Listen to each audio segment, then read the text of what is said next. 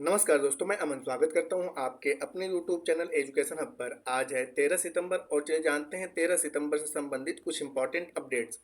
आगे बढ़ने से पहले जानते हैं आज के दिवस के बारे में। तो आज है 13 सितंबर और आज के दिन मनाया जा रहा है सकारात्मक सोच दिवस। अब बढ़ते हैं आज के करंट अफेयर्स की तरफ। तो आज का पहला प्रश्न है कि एक गांव एक गणपति पहल का संबंध भारत के किस राज्य से है? बिहार, उत्तर प्रदेश, महाराष्ट्र या तेलंगाना? तो यहाँ पर सही ऑप्शन होता है कि एक गांव एक गणपति पहल का संबंध भारत के महाराष्ट्र राज्य से है। तो सही आंसर होता है सी। और इसकी शुरुआत इसलिए की गई थी कि एकता बढ़े, क्योंकि एक ही क्षेत्र में कई सारे लोग कई अलग अलग समुदाय के अपना अलग अलग गणपति बैठाते थे, जिससे कि भिन्नताएं आती थी। यहाँ पे अब है कि एक समुदाय होगा और यहाँ पर केवल एक ही गणपति होंगे तो लोगों में एकताएं बढ़ेंगी, तो इसलिए इसकी शुरुआत की गई थी। अब बात करते हैं यहाँ पे महाराष्ट्र राज्य की। तो महाराष्ट्र राज्य का जो गठन था 1 मई साल 1960 में इसका गठन किया गया था।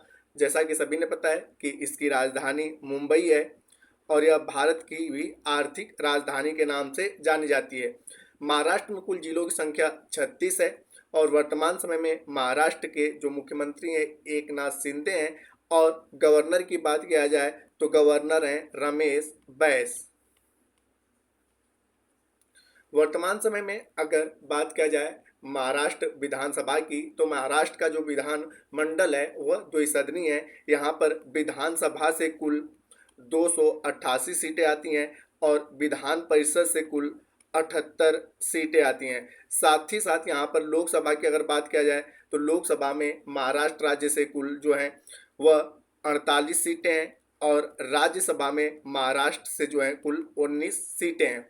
साथ ही साथ यहाँ पे हम अन्य ऑप्शंस की अगर चर्चा करें तो हाल ही में चर्चे में था बिहार, और बिहार को चर्चे में रहने का कारण ये था कि ट्रैफिक ऑडिट करने वाला भारत का पहला राज्य बना है बिहार। उत्तर प्रदेश की बात करी जाए तो साल 2024 का जो सेमिकॉन इंडिया की मेजबानी था वह उत्तर प्रदेश के द्वारा किया गया और उत्तर प्रदेश के ग्रेटर नोएडा में किया गया। और तेलंगाना की बात किया जाए तो तेलंगाना ने अभी हाल ही में स्वस्थ नगरम नामक पहल की शुरुआत करी है।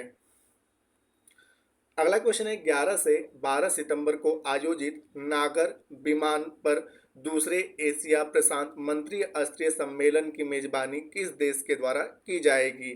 तो यहाँ पे भारत, नेपाल, पराग्वे या यूएई? तो सही आंसर होता है कि नागर विमान पर दूसरे एशियाई प्रशांत मंत्री स्तर सम्मेलन की मेजबानी जो है वह भारत के द्वारा किया गया।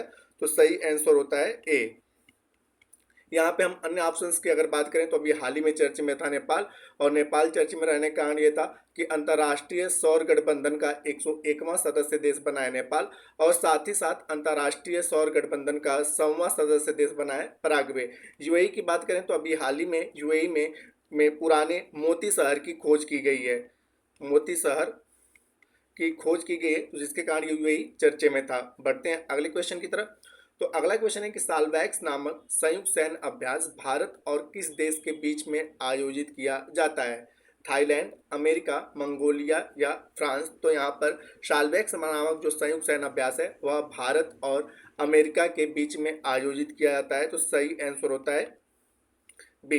यहाँ पे अन्य ऑप्शंस की अगर हम बात करें तो अभी हाल ही में भारत और थाईलैंड के बीच में मैत्री नामक संयुक्त सैन्य अभ्यास आयोजित किया गया और यह इसका 13वां संस्करण था।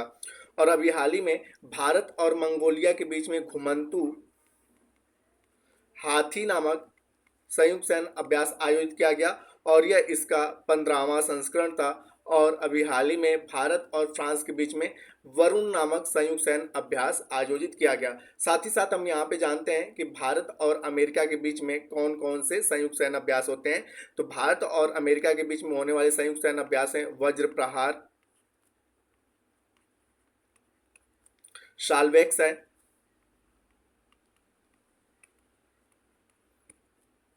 कोप इंडिया है,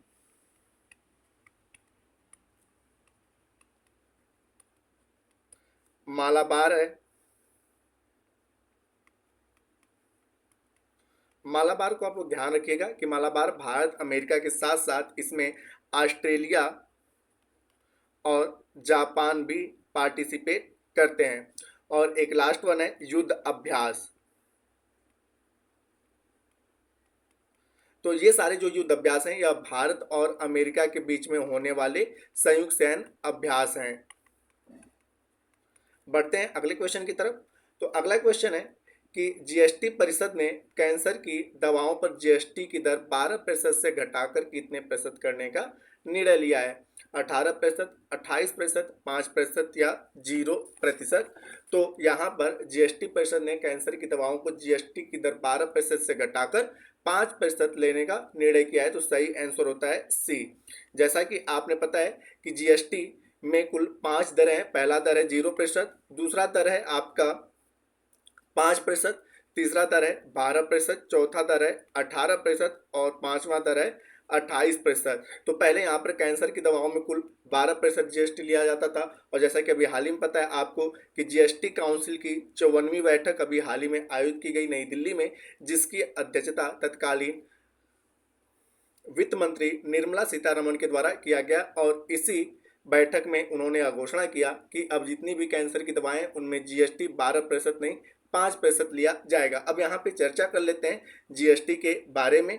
तो यहाँ पर है कि जीएसटी परिषद का गठन कब किया गया था? तो जीएसटी परिषद का जो गठन है वह किया गया था साल 2016 में। और इसके बारे में कि राष्ट्रपति जीएसटी परिषद का गठन कब किया जाता है, किसके द्वारा किया जाता है? तो इसका मतलब जीएसटी परिषद का जो गठन है वह राष्ट्रपति भारतीय संविधान के अनुच्छेद 279A के तहत करता है, और यह घोषणा करता है कि 60 दिनों के भीतर, ठीक है, इस परिषद का गठन होना चाहिए। तो गठन राष्ट्रपति करता है और 60 दिनों के भीतर करने का यह निर्णय लेता है। इसकी अध्यक्ष जो होती हैं भारत के वित्त मंत्री होते हैं। अब यहाँ पे होता है कि पहली जीएसटी परिषद की बैठक कब हुई थी? तो पहली जीएसटी परिषद की बैठक 22 से 23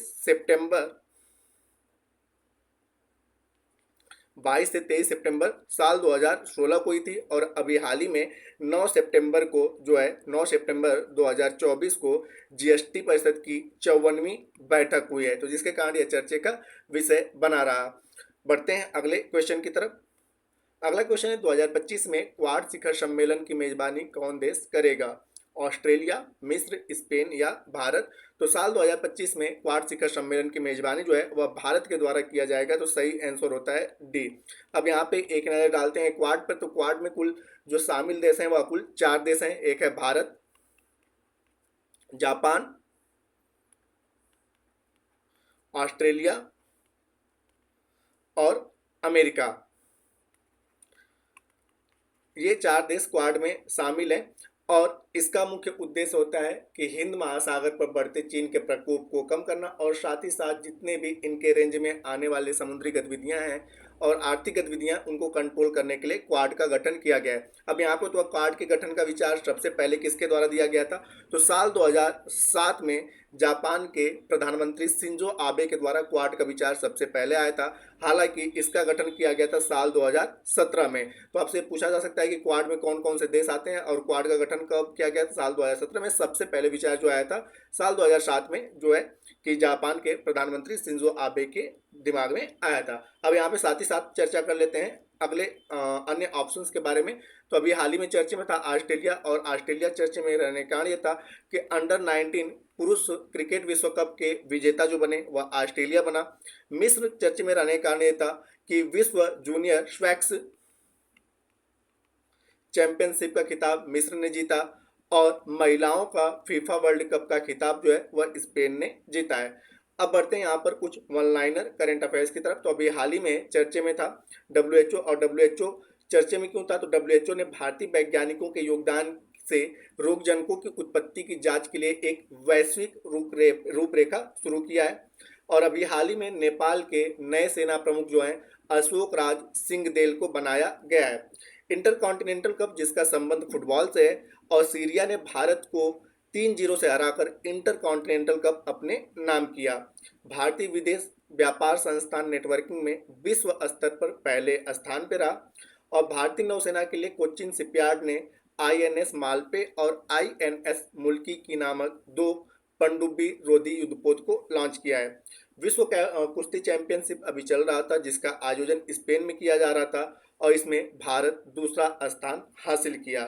और अभी हाल ही में चर्चे में थे प्रशांति राम, जो कि भारतीय मूल के हैं और इन्होंने सिंगापुर साहित्य पुरस्कार को जीता है।